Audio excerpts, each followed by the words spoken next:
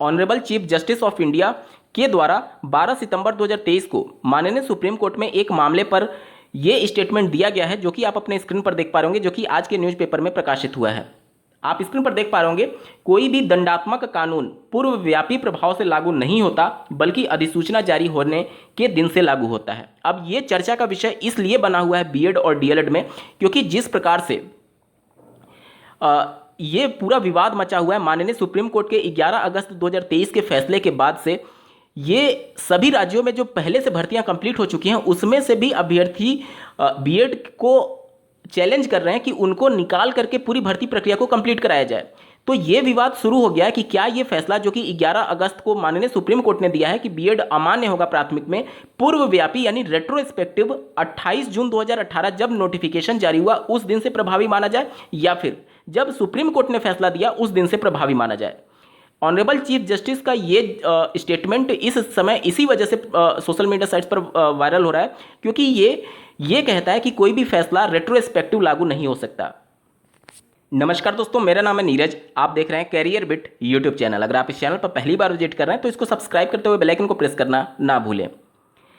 कोई भी statement chief justice of India के द्वारा दिया जा रहा है या फिर ऑनरेबल सुप्रीम कोर्ट के द्वारा दिया जा रहा है, तो वो किस कॉन्टेक्स्ट में दिया जा रहा है, इसके बहुत ज़्यादा मायने रहते हैं। जैसे कि मैं 2 स्टेटमेंट बोल रहा हूं, आप ध्यान से सुनिएगा। आम बहुत खट्टे हैं, और दूसरा स्टेटमेंट है आम बहुत ज़्यादा मीठे हैं। अब दोनों स्टेटमेंट एक समय में सही नहीं हो सकता। अगर मैं ये बोल रहा हूं कि आम बहुत ज़्यादा खट्टे हैं और उसी समय ये बोल रहा हूं कि आम बहुत ज़्यादा मीठे हैं, इसका मतलब ये हुआ कि वो दोनों आम अलग अलग होगा, यानी दोनों का कॉन्टेक्स्ट अलग होगा, तभी एक स्टेटमेंट एक दूसरे के कंट्राडिक्शन में हो सकते हैं। यानी कि जो सुप्रीम कोर्ट में कहा गया और जो पहले के मामले हैं वो कहीं ना कहीं एक दूसरे के कॉन्टेक्स्ट में अलग होंगे, तभी ये प्रैक्टिकली पॉसिबल होगा कि एक ही चीज़ में कभी फैसला पूर्वव्यापी लागू होता है और कभी फैसला पूर्वव्यापी लागू नहीं होता है, यानी कभी फैसला रेट्रोस्पेक्टिव होता है और कभी रेट्रोस्पेक्टिव नहीं होता है। ये चीज़ें आपको समझना होगा कि किस कॉन्टेक्स्ट में ये कहा गया है। ये मामला आईपीसी की धारा 124A से जुड़ा हुआ है। जैसा कि आपको ज्ञात होगा, क्रिमिनल केसेज अलग होते हैं और सिविल केसेज अलग होते हैं। जो ये मामला है वो क्रिमिनल केस से जुड़ा हुआ है, और जो आप शिक्षक भर्ती का मामला देख रहे हैं, नोटिफिकेशन का मामला देख रहे हैं, आरटी एक्ट का मामला देख रहे हैं, या फिर एनसीटी के 28 जून 2018 के नोटिफिकेशन का मामला देख रहे हैं, वो कोई क्रिमिनल केस नहीं है, वो सिविल रिट पिटीशन के अंतर्गत आता है। तो आप दोनों के ग्राउंड को समझने की कोशिश करिए कि दोनों का ग्राउंड अलग है। साथ ही साथ यहाँ पर जो ये राजद्रोह से संबंधित अधिनियम है 124A आईपीसी की धारा, जो कि अंग्रेजों के समय से ही चली आ रही है। यानी कि अगर राज्य सरकार ये महसूस करती है कि आपके द्वारा लिखा गया कोई स्टेटमेंट या फिर बोला गया स्टेटमेंट किसी भी प्रकार से हानि पहुंचा रहा है समाज को, तो वो आपके खिलाफ इस आईपीसी की धारा 124A के अंतर्गत राजद्रोह का मुकदमा कर सकती है। इसी को लेकर के इस समय पूरा विवाद मचा हुआ है। आप स्क्रीन पर देख पा रहे होंगे यहाँ पर क्यों विवाद है। इंटरनेट मीडिया समेत अन्य मंचों पर आवाज़ को दबाने के रूप में इसका इस्तेमाल किए जाने को लेकर के राजद्रोह कानून सार्वजनिक जांच के दायरे में है। वर्तमान में editors guild of India, major general SG, पूर्व केंद्रीय मंत्री और साथ ही साथ सिविल लिबर्टी ने इस मुद्दे को लेकर के अपनी याचिकाएं सुप्रीम कोर्ट में दायर की है, और ये मामला संवैधानिक पीठ के पास भेजा गया है। पहले ये मामले की सुनवाई 3 जजेज की बेंच कर रहे थे, लेकिन ये तय किया गया कि ये संविधान के आर्टिकल 19(1) के ए से जुड़ा हुआ है। आर्टिकल 19(1) क्या कहता है कि आपको किसी भी मंच पर अपनी मौलिक आज़ादी होगी कि आप अपने आप को अभिव्यक्त कर सकते हैं, चाहे लिख करके या फिर बोल करके। और अगर आपके आईपीसी धारा 124A, जिसके तहत अगर आपने कुछ बोला और अगर वो बोलने की आज़ादी के अंतर्गत अगर उसको राजद्रोह मान लिया जाता है, तो ये सीधे तौर पर उस आर्टिकल 19(1) का उल्लंघन माना जा रहा है। तो अब यही देखना है कि जो हमारा मौलिक अधिकार है कि हम कुछ भी अपने आप को अभिव्यक्त कर सकते हैं, वो मौलिक अधिकार किस हद तक होगा, यानी कि सीमा निर्धारित करने की बात है। क्योंकि यहाँ पर जो ये पूरा 124A है, वो ये कहता है कि आपका कोई भी स्टेटमेंट इस प्रकार का ना हो जो कि राजद्रोह के कंडीशन में है। अब पहले अंग्रेजों के समय में क्या था कि उस समय अगर आप उनके खिलाफ कुछ भी बोलते थे या फिर कुछ भी लिखते थे तो डायरेक्टली इसका प्रयोग करके वो आपके ऊपर राजद्रोह का मुकदमा कर देते थे।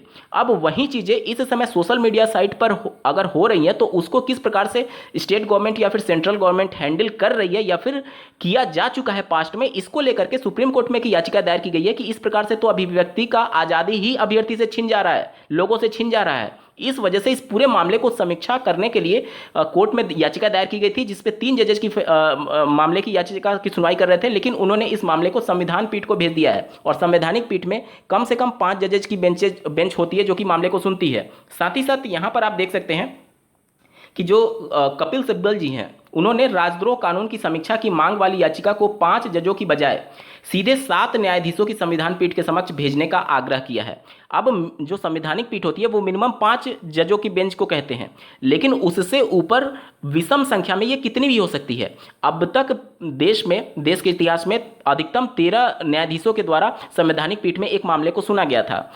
अब ये संख्या विषम में ही क्यों रहती है, ध्यान से समझिएगा। अगर सम में संख्या रखी जाए और मान लीजिए आधे जज बटे रहें एक मामले की तरफ और आधे जज बटे रहें दूसरे मामले की तरफ, तो कोई फैसला तो हो नहीं पाएगा। यहां पर जो फैसला दिया जाता है वो मेजॉरिटी के आधार पर दिया जाता है। अब मान लीजिए 7 जज रहेंगे, 3 जज एक तरफ और 4 जज एक तरफ, तो जिस भी जज की मेजॉरिटी रहेगी फैसले की तरफ वही फैसला अंतिम एवं सर्वमान्य मान लिया जाएगा। अगर मान लीजिए कि 6 जज रहते तो फिर उस कंडीशन में क्या होता, 3 जज मान लीजिए एक फैसले के फेवर में रहते हैं और 3 जज एक फैसले, तो यहां पर टाई हो जाता ना, कोई फैसला नहीं आ पाता। इसलिए संवैधानिक पीठ में हमेशा आप जजों की संख्या को देखेंगे तो विषम में रहता है। 5 से शुरुआत होगा, इसके ऊपर 7, 9, 11, 13 और भी ज्यादा जा सकता है। ठीक है, अब ये वाला जो मामला था जो कि आप अपने स्क्रीन पर देख पा रहे होंगे, कल के न्यूज़पेपर में प्रकाशित हुआ था। यहां पर पूर्वव्यापी फैसला को लागू करने के लिए बोला गया था। यहां पर आप देख सकते हैं लास्ट पैराग्राफ में अंतिम वाले लाइन को देख सकते हैं, किसी कानून को संविधान के भाग 3 मौलिक अधिकार का उल्लंघन बताते हुए रद्द किया जाता है तो वह कानून संविधान के अनुच्छेद 13(2) को देखते हुए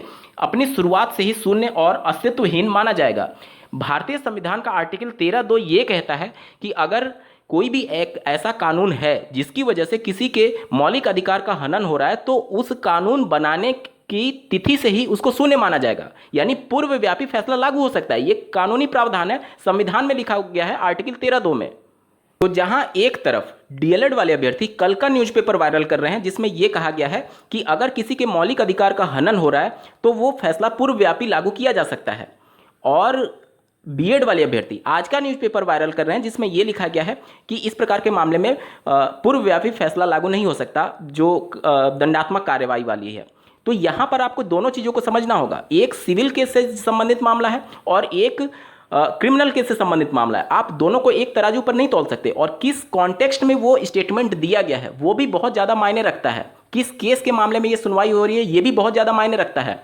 भारतीय संविधान क्या कहता है ये भी बहुत ज्यादा मायने रखता है। यही सब की चर्चा तो जब क्लेरिफिकेशन एप्लीकेशन दायर किया गया उन सभी चीजों में होगी कि ये फैसला आखिर कब से लागू किया जाए, जिसमें 3 डेट जो सबसे महत्वपूर्ण है 28 जून 2018, 25 नवंबर 2021 और साथ ही साथ 11 अगस्त 2023। यहां पर मौलिक अधिकार जो कि 6 से 14 साल के बच्चों का हनन हुआ है गुणवत्तापूर्ण शिक्षा ना देने की वजह से, जो कि सुप्रीम कोर्ट ने 11 अगस्त के जजमेंट में कहा है। तो एक तो यहां पर मौलिक अधिकार का हनन हुआ, दूसरा बीएड अभ्यर्थी जो कि चयनित हो चुके हैं उनका भी तो कुछ मौलिक अधिकार होगा, यानी कि जो वो नौकरी पा चुके हैं उनका भी अपना मौलिक अधिकार है। लेकिन आप ये नहीं कह सकते कि अब इस 6 से 14 साल के मौलिक अधिकार जो हनन हुआ 2, 2.5 साल 3 साल से जब वो नौकरी कर रहे हैं गुणवत्तापूर्ण शिक्षा को लेकर के, जो कि सुप्रीम कोर्ट ने कहा है, और जो बीएड अभ्यर्थियों का मौलिक अधिकार है उनमें से किसका मौलिक अधिकार हावी होगा ये ज़्यादा इंपॉर्टेंट डिपेंड करता है। ठीक है, इसके अलावा आप ये भी नहीं कह सकते कि एक बार चयनित होने के बाद से उनको सिस्टम से नहीं निकाला जा सकता। ऐसे इतिहास में बहुत सारे उदाहरण हैं कि बहुत सारे अभ्यर्थियों को नियुक्ति पत्र मिलने के बाद से नौकरी के कई सालों बाद भी निकाला जा चुका है। सबसे बड़ा उदाहरण तो शिक्षा मित्र ही है, यानी कि शिक्षा मित्र जब ज्वाइन किए होंगे एज ए असिस्टेंट टीचर तो उनका भी मौलिक अधिकार जनरेट हुआ होगा। जब उनके मौलिक अधिकारों को दरकिनार करके उनको सिस्टम से बाहर निकाला गया तो वही चीज अगर बीएड पर अप्लाई होती है तो यही तो जांच करना है ना कि सुप्रीम कोर्ट जो 6 से 14 साल के बच्चों के गुणवत्तापूर्ण शिक्षा का अधिकार जो कि 21A देता है, उसका मौलिक अधिकार ज़्यादा इंपॉर्टेंट माना जाएगा, या फिर बीएड अभ्यर्थियों का जो ज्वाइन करने के बाद से मौलिक अधिकार जनरेट हुआ है वो ज़्यादा इंपॉर्टेंट माना जाएगा। तो ये सभी चीज़ों पर सुप्रीम कोर्ट में क्लेरिफिकेशन एप्लीकेशन में जब चर्चा विमर्श होगा तब चीज़ें और ज़्यादा क्लियर आउट होकर के आएंगी। अब यहाँ पर जो सबसे इंपॉर्टेंट डेट है वो 25 नवंबर 2021 का है, क्योंकि माननीय सुप्रीम कोर्ट के जजमेंट में 45वें नंबर पेज में ये साफ शब्दों में मेंशन किया गया है कि जब कोई कोर्ट किसी मामले को अनकॉन्स्टिट्यूशनल करार दे देती है, उसके पहले जब तक कि उसे अनकॉन्स्टिट्यूशनल करार नहीं दिया गया उस पर कार्रवाई की जा सकती है। लेकिन यहाँ पर साफ शब्दों में ये भी ध्यान देना होगा कि संविधान का आर्टिकल 13(2) ये कहता है कि मौलिक अधिकार का अगर हनन हुआ है तो वो पूर्वव्यापी फैसला भी लागू हो सकता है। तो ये सभी चीज़ें हैं जिस पर माननीय सुप्रीम कोर्ट को समीक्षा करना है जब क्लेरिफिकेशन एप्लीकेशन पर सुनवाई हो रही होगी। तो ये सभी चीज़ें हैं। उम्मीद करता हूँ आप सभी के डाउट क्लियर हो गए होंगे। इस वीडियो को देखने के लिए आपका बहुत बहुत धन्यवाद। भगवान करे आपका दिन शुभ हो।